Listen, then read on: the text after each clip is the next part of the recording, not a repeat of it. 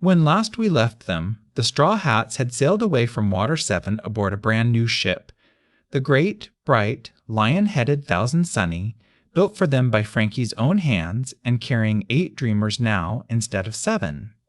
They had buried their first ship in fire on the open sea, welcomed their sniper home and their shipwright aboard, and learned that their captain was the grandson of a marine legend and the son of the most wanted revolutionary alive. They had, in short, been through more grief and more wonder in a single stretch of ocean than most crews meet in a lifetime, and they were tired, and they were happy, and they were sailing on into the unknown the only way they knew how, straight ahead. But the sea ahead of them was not an ordinary sea.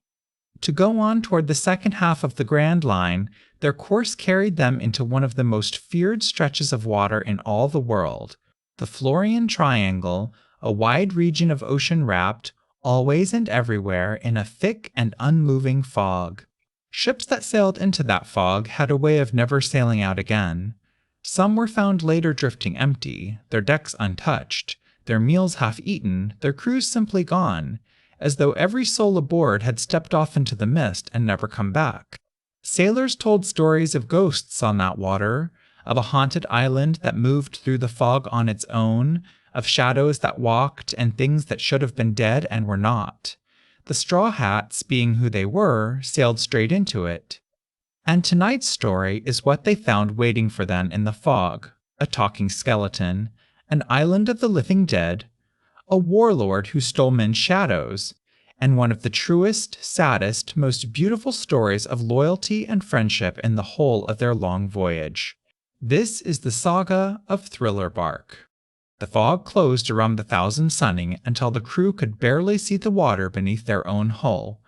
The air went cold and still, and out of that gray nothing there drifted, slowly, an old and rotting ship, a derelict, its sails hanging in tatters, no light aboard, no sound but the creak of its timbers.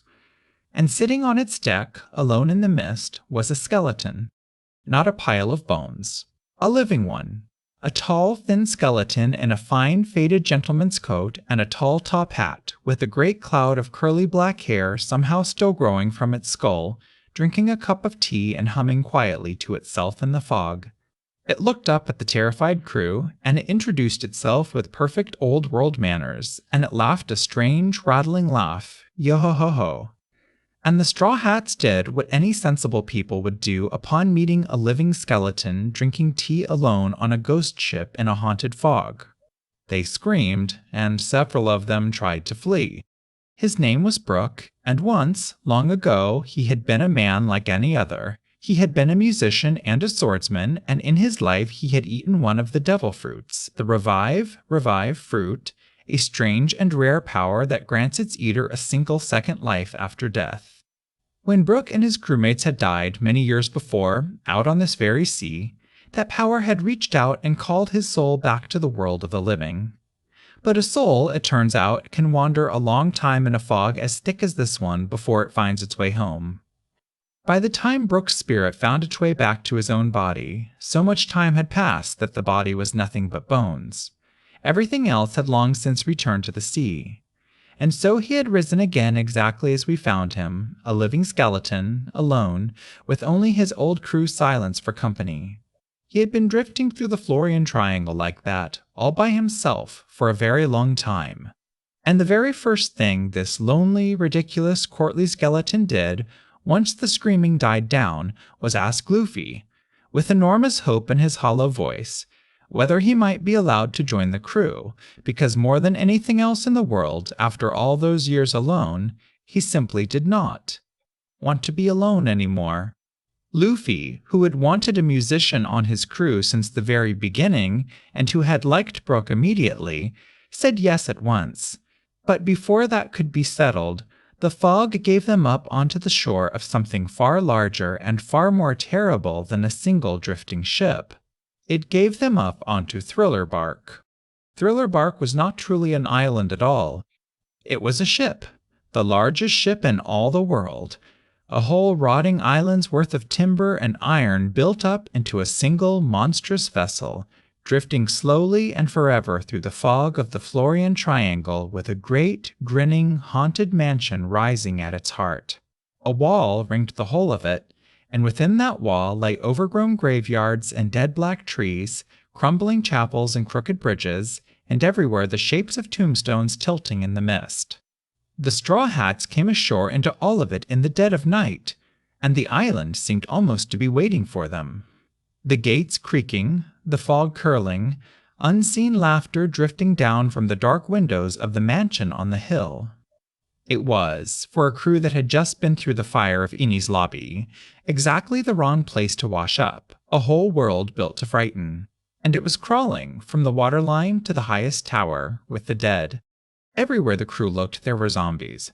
Zombies stitched together out of animals and armor and the bodies of the long dead, shambling through the graveyard groves and the crooked halls, laughing and moaning and lurching after the intruders.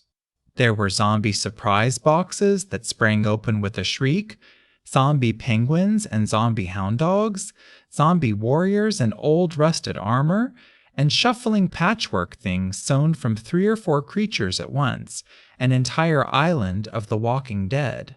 And at first the whole thing was played almost as a nightmare and almost as a comedy at once. The 3 most easily frightened of the Straw Hats, Nami, Usopp, and Little Chopper, spent half the arc clutching one another and screaming their way in a shivering huddle from one horror to the next, jumping at every groan and bolting from every shadow, the very picture of people who did not sign. Up for a haunted house. Luffy, meanwhile, found the whole thing frankly wonderful. A real live island of monsters and ghosts, exactly the kind of adventure a boy dreams of, and went bounding off to explore it with a delighted grin, poking at zombies and getting himself into trouble. There was a rhythm to those first hours that longtime readers remember fondly, pure ghost story fun, jump scares and pratfalls, and a crew badly out of its depth in a house of horrors. But underneath the fun of it, something genuinely cruel was going on here, and the crew was about to learn exactly what. The zombies were not simply reanimated corpses lurching about at random. Each one moved and fought with the borrowed skill and the borrowed personality of a living person, because each one carried a living person's stolen shadow sewn inside it. A zombie given the shadow of a clumsy man was clumsy, a zombie given the shadow of a warrior fought like a warrior, and the strongest of them, the so-called special zombies built from the bodies of great fighters and filled with great shadows, were as dangerous as anything the crew had faced. That was the horror hiding under the ghost story fun. Every shuffling monster on Thriller Bark was, in a sense, a person who had been robbed, their soul cut in half and stuffed into a corpse to serve a warlord, and every one of them, if beaten, would give that stolen shadow back to whoever it had been taken from. The whole island, in other words, was a prison of stolen souls, and winning here would mean nothing less than breaking every one of them free. The master of Thriller Bark was a man named Gecko Moria, and he was no mere ghost story villain. He was one of the 7 warlords of the sea, those 7 powerful pirates the world government had pardoned and allied itself with in exchange for their service, the same rank once held by Crocodile and Alabasta and by the swordsman Mihawk. Moria was a huge, strange, sickly-looking man with a great mouth full of pointed teeth and a laugh like tearing cloth, and he had eaten a devil fruit of terrible and unusual power. It was called the Shadow Fruit, and it let him do something no one had ever seen before. It let him reach out, take hold of a living person's own shadow. The dark shape stretched out beneath their feet, cut it loose with a great pair of scissors, and steal it away. And a shadow, in Moria's hands, was not nothing. A shadow held everything a person was, their strength, their skill, their fighting instincts, the very shape of their soul. Moria stole shadows from the strong, and then he sewed those shadows into corpses. He did not do the sewing himself. For that he had a partner, a brilliant, disgraced surgeon named Dr. Hogback, once the most celebrated physician in the world, a man who could work miracles with a needle and thread, and who had thrown all of that away to come here and stitch the dead back together for a warlord. Hogback built the bodies, he took the corpses of the buried and the drowned, the giants and the warriors and the beasts, and he sewed them into whole new forms. and then Maria dropped a stolen shadow inside, and the dead thing stood up and lived, moving with the strength and the skill and even the personality of whichever living person the shadow had been cut from. That was Maria's grand design, and we will come to the whole terrible size of it. But first, the Straw Hats had to survive the night, and the island had more masters than one. 2 others ruled Thriller Bark beneath Maria, and both of them fell upon the crew before the night was out. The first was a strange, sad, spoiled young woman named Perona, who called herself the Ghost Princess. She lived in a wing of the mansion done up like an enormous child's playroom, surrounded by her collection of things she found cute, attended by a great lumbering stuffed bear servant, wanting for nothing and pleased by nothing. She too had eaten a devil fruit, the hollow fruit, and it let her send out little floating ghosts of her own making, drifting white spirits with unhappy faces, and even to send her own spirit out of her body to roam the halls while her body stayed safe. But it was the little ghosts that made her so feared. These were not ghosts that could hurt your body. They were far worse than that. When one of Perona's hollows passed through a person, it filled them, for a little while, with the deepest, blackest, most crushing negativity imaginable, an instant, bottomless despair, a certainty that they were worthless, that they had never done anything right, that everything they had ever attempted had been a mistake, that they might as well curl up on the ground and rot. Grown warriors run through by one of those little ghosts would drop to their knees and moan that they were sorry they had ever been born, that they wished they were nothing but dust. It was, against very nearly any opponent, an unbeatable power. You cannot fight while you are apologizing for existing. Perona drifted through her haunted mansion, utterly bored and utterly certain that no one alive could touch her, commanding her ghosts and her zombies and complaining endlessly that nothing in all the world was quite cute enough to please her. The second was a monster of a different kind, a man named Absalom, a huge, brutish figure with a lion's mane and a mouthful of fangs, who had eaten the clear fruit and could turn himself completely invisible whenever he pleased. He commanded the zombie soldiers of the island as their general, and he was a coward and a bully who used his invisibility to sneak and to spy and to take whatever he wanted. And what Absalom wanted, the moment he laid his invisible eyes on her, was Nami. He decided, with the blithe confidence of a man who has never once been told no, that he would make the Straw Hat's navigator his bride. And so, in the middle of all the chaos, he simply picked her up and carried her off through the halls of the mansion to be dressed for a wedding she had never agreed to and wanted no part of. Which meant that somewhere on that haunted island, before the night was out, a certain chain-smoking cook was going to find out that a monster had laid hands on Nami, and Absalom, for all his fangs and all his invisibility, had no idea yet what he had just done to himself. Then the night turned truly dangerous because Mariah stopped playing. He wanted strong shadows for his greatest zombies, and there were few shadows on the sea stronger than those of the monster trio at the heart of the Straw Hat crew, and so, one by one, he took them.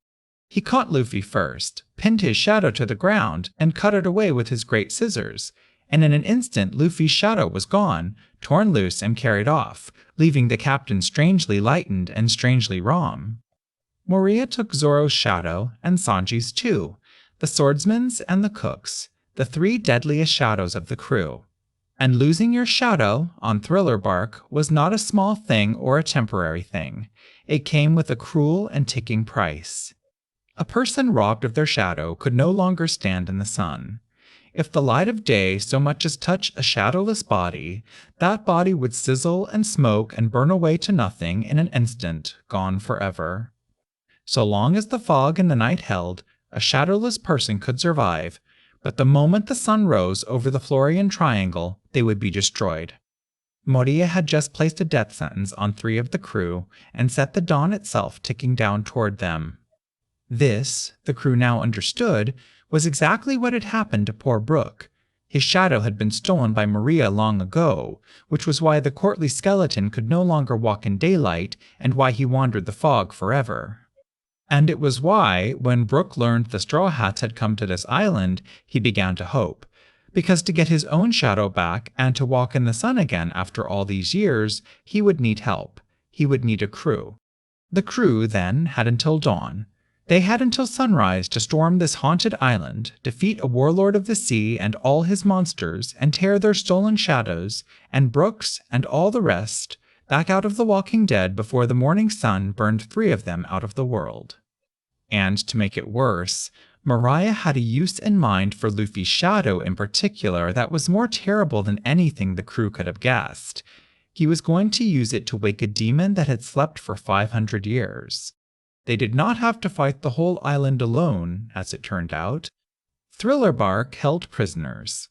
A whole ragged band of pirates who had wandered into the fog over the years, been robbed of their shadows just as Brooke had, and been trapped on the island ever since, hiding from the sun and waiting for a chance that never came.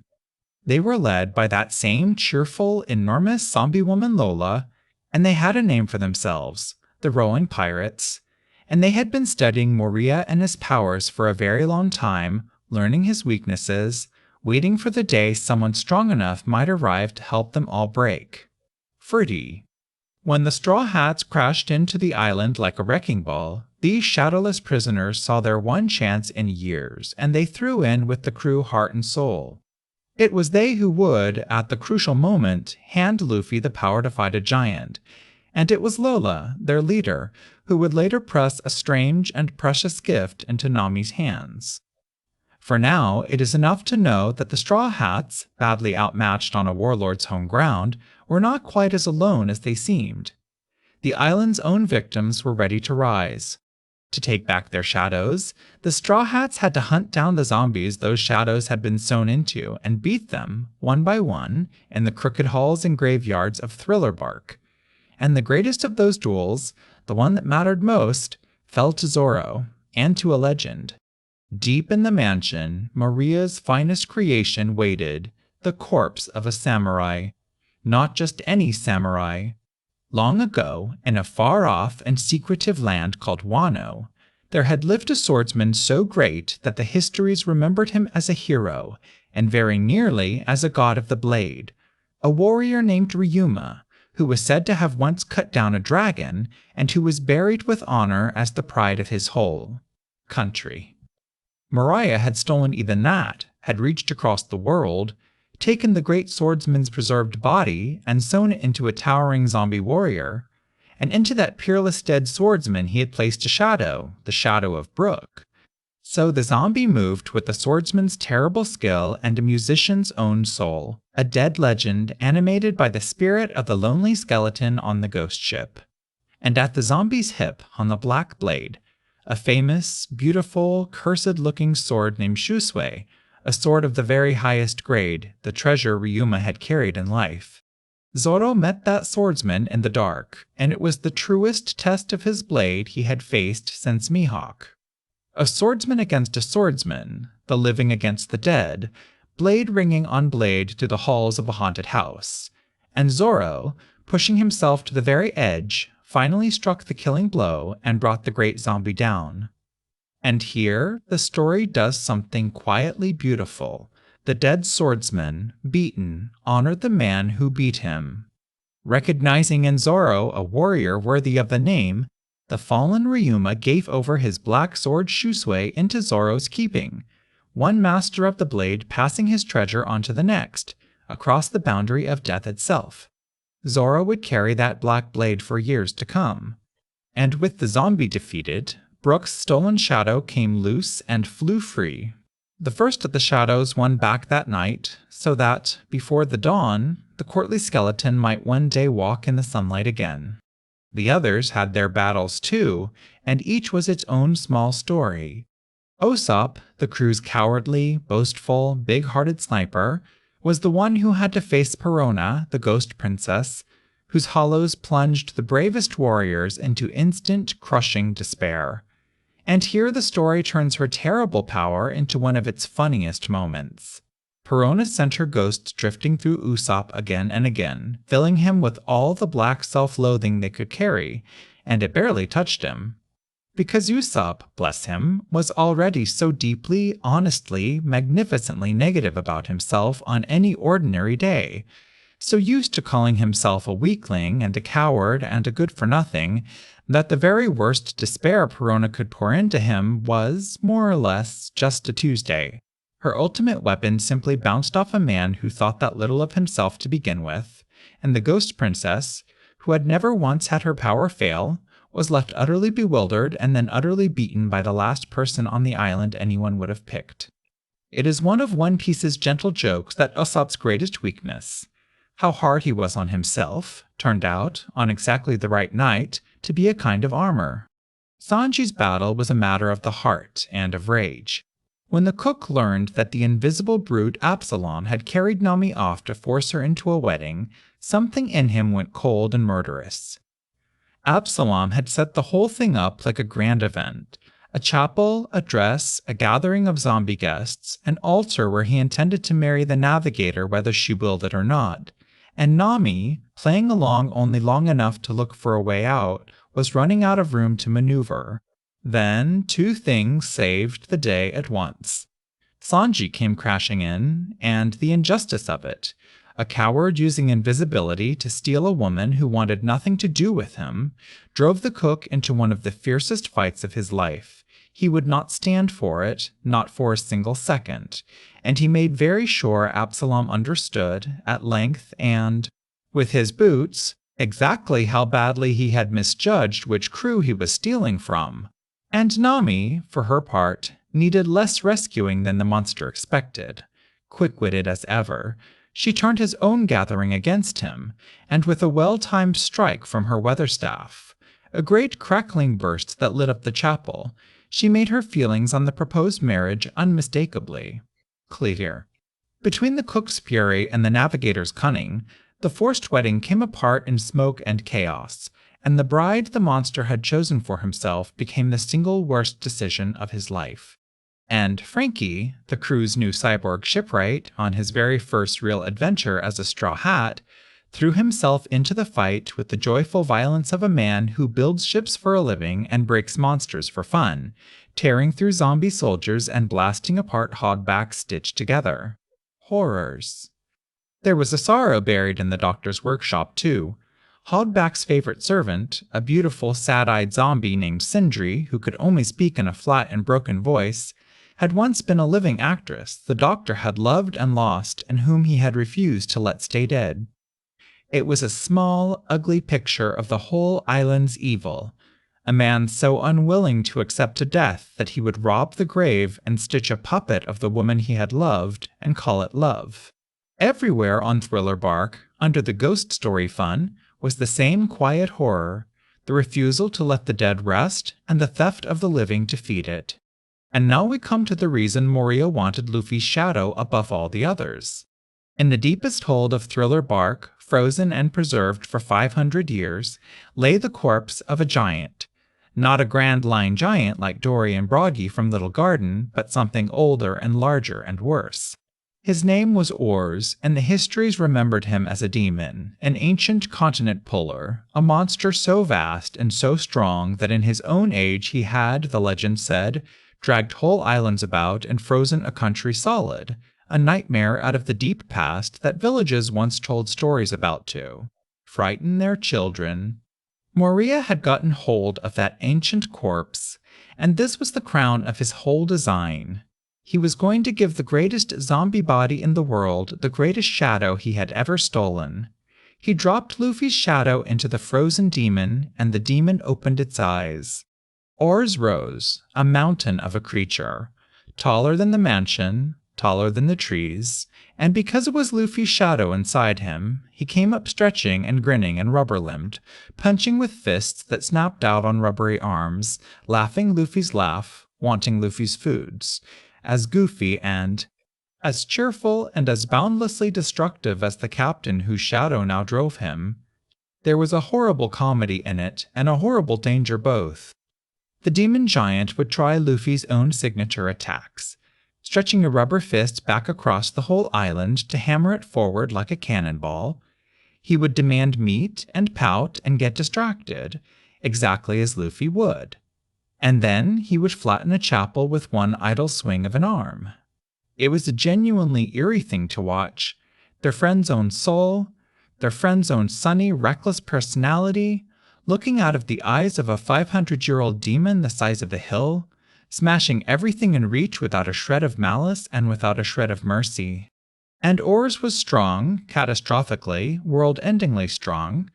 This was Moria's masterpiece and his weapon, an ancient demon with a warlord's stolen soul at the controls, a monster meant to conquer nations, meant to be unstoppable. The Straw Hats threw everything they had against him, and they had to be clever about it, because raw strength alone was hopeless. At one desperate point, several of the crew even climbed inside the giant's own hollow places and worked him like a puppet from within, or clustered together and coordinated their blows, trying anything at all to bring a mountain down. Luffy and Zoro and Sanji struck at him head-on.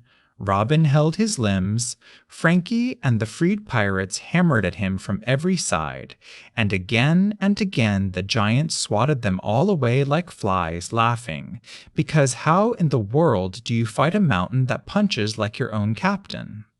Oars trampled through the graveyards and the groves, growing only more furious, and it became brutally clear that no ordinary effort was going to stop him. Which is exactly why the freed prisoners of the island chose that moment to give Luffy the most dangerous gift of the whole night. It was here, with the sun crawling toward the horizon and the demon Ors smashing the island to pieces, that the two most desperate powers of the whole night were played. The islanders and prisoners of Thriller Bark, all the people Moria had robbed of their shadows over the years, the rolling pirates and the freed captives together, did a remarkable thing. To give Luffy a chance against the monsters, they poured their shadows willingly into him. 100 shadows, given freely, all crowded into a single body at once, and Luffy became something new and terrible for a little while. A towering, dark, broad-shouldered figure. The story calls Nightmare Luffy. His strength and his size multiplied many times over by the 100 borrowed souls. Packed inside him, able to draw swords and shields and extra arms of solid shadow out of his own body, fighting with the combined skill of 100 people fused into one. It was raw and enormous power, more than Luffy had ever wielded, and it was also barely his to command. 100 strangers' souls do not sit quietly inside one boy, and it could not last more than a few minutes before it tore itself apart. But those few minutes were enough to stand, at last, toe-to-toe with a demon the size of a hill, and to give the crew a real fighting chance against Ors. It is one of the strangest sights in the whole series. Their sunny, skinny captain swollen into a silent giant of shadow, carrying 100 grateful strangers into battle on his back. And Moria answered with a gambit of his own that showed, at last, the full monstrous size of his ambition. All along, people had wondered why a warlord as powerful as Moria seemed so lazy, why he built armies of the dead to do his fighting, why he schemed to let corpses and stolen shadows conquer the New World for him while he himself lounged and slept. The answer was ugly and, in its way, almost sad. Moria hauled hundreds upon hundreds of stolen shadows, the whole vast harvest of his island, into his own body at once, swelling up into a colossus, a giant made of 1,000 other people's souls. It was called Shadow's Asgard, and for a few moments it made him one of the most physically overwhelming things the Straw Hats had ever faced. But it was also his undoing, because it broke the one rule of the whole island. The more shadows a body holds, the more utterly it is ruined by the sun. And the sun was coming. Luffy, driven past every limit, fought the shadow-swollen warlord with everything he and his borrowed army had, and then, over the fog of the Florian Triangle, the dawn finally broke. Sunlight, real sunlight, poured down onto Thriller Bark for the first time in the whole long night. And the light did what light does to stolen shadows. It tore them loose. Hundreds of shadows came screaming out of Moria's swollen body all at once, flown back toward the sky, and the giant collapsed. Luffy struck the final blow, and the warlord of the sea went down, and his 1,000 stolen souls scattered on the morning wind, each one racing home across the world to the living body it had been cut from, to the Straw Hats, to Brooke, to the Islanders, to men and women in far-off ports who had lost their shadows years before and never understood why. Moria was beaten. The dawn had come, and no one had burned. It is worth pausing, before we sail on, over the man they defeated, because Gecko Moria was not born a grave robber, and his story is one of the quiet tragedies tucked into this arc. Once, long ago, Moria had been a rising pirate with a dream as bright as anyone's and a crew he loved. And he had taken that crew into the New World, the savage second half of the Grand Line, chasing that dream, and there, against one of the most terrible forces on the sea, he had lost. He lost the battle, and he lost his ship, and worst of all, he lost his crew, every last one of them, wiped out in front of him. It broke something in him that never healed. And out of that grief he built a horrible kind of logic, that the reason he had lost everything was that he had trusted in living people, who could be killed and who could die and leave you. Never again, he decided. He would build a crew and an army out of the dead, out of corpses that could not be killed a second time and shadows that could not choose to leave, a family that could never ever die on him again. Every zombie on Thriller Bark, every stitched-together horror in Hodback's workshop was a monument to a man so afraid of losing people again that he had decided never to love anyone alive. It does not excuse a moment of what he did, but it does explain the shape of it. And it stands as a dark mirror to Luffy, who had also lost, and been afraid and grieved, and who had chosen the exact opposite answer, to fill his life with living, breathing, fragile people he could lose at any moment, and to love them anyway. That, in the end, is what beat Gecko Moria. Not a stronger punch, a braver way of caring. With the shadows returned and the island won, the crew finally had the peace to sit and hear Brooke's whole story, and it turned out to reach all the way back to the very beginning of their own voyage and to break their hearts. Long ago, before he was a skeleton, Brooke had sailed with a wonderful crew called the Rumbar Pirates, a big, warm, musical band of adventurers who sang their way across the seas, because they believed that no matter how frightening the ocean got, a crew that could still laugh and still play music, together could face anything. And at the start of their voyage on the Grand Line, they had picked up a companion, a baby whale, small and lost, who fell in love with their music and followed their ship all the way to the great mountain at the entrance of the Grand Line. His name was Laboon, and here some of you will feel the ground shift because we have met Laboon before. Laboon is the enormous whale from the very first days of this whole saga, the one the Straw Hats found at the Twin Capes of Reverse Mountain at the entrance to the Grand Line, the mountain-sized whale who kept hurling himself against the red cliffs and crying out to the sea, tended by the old Dr. Crocus. That whale, that grief, this is the other half of it.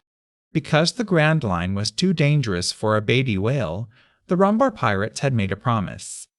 They left little Laboon behind at the Twin Capes in Crocus's care, and they swore to him that they would sail all the way around the world through the dangerous half and come back to that very spot to meet him again. And then they sailed on, and the Grand Line killed them. One by one, and then all at once, the Rumbar Pirates fell to the horrors of that sea, until every last member of that laughing, singing crew was dying together on the deck of their ship, knowing they would never keep their promise, knowing Laboon would wait at the Twin Capes forever for a crew that was never coming back. And so, in their very last hour, dying, they did the only thing they could think of to send something of themselves home. They played their favorite song one final time, a gentle, rolling sailor's tune called Bink's Sock, a song about carrying good cheer across the waves, and they recorded it, all of them singing together as they died, onto a little sound shell so that it might one day reach the whale who loved them. And Brooke, who alone among them had eaten the Revive fruit, kept that recorded song with him through all the long dark years that followed, alone in the fog, waiting for the day he might somehow find his way back to the Twin Capes and play his crew's last song for Laboon and keep the promise. The rest of them had died unable to keep. 50 years. Brooke waited and wandered, a lonely skeleton on a silent sea, for something close to 50 years. His crew all gone, his shadow stolen, unable even to stand in the sun, kept alive by nothing but a devil fruit and a promise to a whale. When the Straw Hats sang Bink's Sake with him there on the deck, and the light of the morning they had won back, it was one of the tenderest scenes in the whole series, a lonely old ghost discovering, after half a century, that he was not going to be alone anymore, and that the very crew he had joined was bound, sooner or later, for the Twin Capes where his dearest friend still waited. Brooke wept the way only someone can who had truly given up hope. And though we will not reach it for a long, long while yet, you may hold on to this. That promise does get kept. That song does reach that whale. But that is a joy for another night. The crew had won, the warlord was beaten, the shadows were home, the dawn had come, and Thriller Bark should have ended in nothing but a feast. But the world government had one more piece on the board that morning, and its arrival gave this arc its most unforgettable scene. Out of the retreating fog came another warlord of the sea, a giant of a man named Bartholomew Kuma, called the Tyrant. He was enormous and quiet and unreadable, a great bear of a figure who kept his eyes hidden behind a little book he was always reading, and who spoke, when he spoke at all, in a flat and gentle voice that gave nothing away. There were whispers about him even among the other warlords, that this one had once been a fearsome and bloody-handed pirate, and that these days he seemed strangely obedient to the world government, more its instrument than its ally, as though something in him had been quietly bent to the government's will. He had eaten one of the strangest and most fearsome devil fruits of all, the pawpaw fruit, which turned his palms into great paws that could repel absolutely anything at all. He could push the air itself away until it compressed into a bomb. He could push a person clean off the face of the world with a single slap of his hand, flinging them days of travel away in an instant, and, most strangely of all, he could push away things that were not physical at all, could reach into a wounded body and push out the very pain and exhaustion inside it, and gather all of that suffering into a single floating bubble to do with as he pleased. Kuma had come on the government's orders, and those orders at first were simple and merciless. Erase what had happened here, and leave no witnesses to the fall of a fellow warlord, the Straw Hats very much included. And the Straw Hats, at that moment, were finished. They had fought all night against a warlord and a demon and an army of the dead. They were broken and bleeding and could barely stand, their captain worst of all, unconscious and wrung out past the edge of survival. Against a fresh warlord of Kuma's power, they had nothing left. No strength, no plan, no chance. Kuma could have killed every one of them where they lay. Instead, for reasons of his own that would only become clear much later, he offered a bargain. He would spare the entire crew and forget he had ever seen them, on one condition. He would take one thing away with him, the head of their captain, Monkey D. Luffy. Hand over Luffy and the rest could live. What happened next is why people who love this series speak of Zoro's name with a particular quiet reverence. Before anyone could bargain or beg, Zoro stepped forward, Zoro who could barely stand himself, and offered the warlord his own head, his own life, in his captain's place. "Take me instead," he said. Sanji, appalled, tried to offer himself first, insisting that the crew needed Zoro's strength more than his own, and Zoro, rather than argue, knocked the cook out cold so that no one but himself would pay the price. And then Kuma did something stranger than killing. He gathered up all of it, all of the terrible pain and damage and exhaustion that Luffy had accumulated across that whole brutal night, the full weight of every wound the captain had taken, enough agony to kill an ordinary man several times over, and he pressed it into an enormous bubble of suffering, and he asked Zoro whether he truly meant it. Whether he would take all of his captain's pain into his own already broken body, on top of his own wounds, and endure it, in Luffy's place. Zoro said yes, and he stepped into that bubble of a whole other man's agony, and he took it, all of it, into himself. No one saw it but the cunning Dawn. When it was over, Zoro was still standing somehow in the middle of a spreading pool of his own blood, having survived a quantity of pain that should have ended him 10 times over, having said nothing and cried out not once, so that his captain and his friends might live and never even know the price that had been paid. When Sanji finally came to and found him there, swaying, drenched in blood, barely alive, in a red pool wider than a man, and demanded to know what in the world had happened, Zoro gave him the only answer he would ever give, the 3 words that fans of the story carry with them for the rest of their lives. Nothing happened, he said, and then he passed out. He never told Luffy, he never told the crew. As far as the captain of the Straw Hats ever knew, they had simply survived Thriller Bark. He never learned that his first mate had quietly taken a lethal ocean of his suffering onto his own shoulders and carried it in silence and asked for nothing, and let it be called nothing at all. That is the kind of loyalty this crew is made of. That is who Zoro is. Kuma took his book and his mystery and his terrible power and left, sparing them all, for reasons the crew could not begin to guess, reasons that would come to matter enormously the next time their paths crossed. And Thriller Bark, at last, could end the way such nights ought to end, with a feast. And what a feast!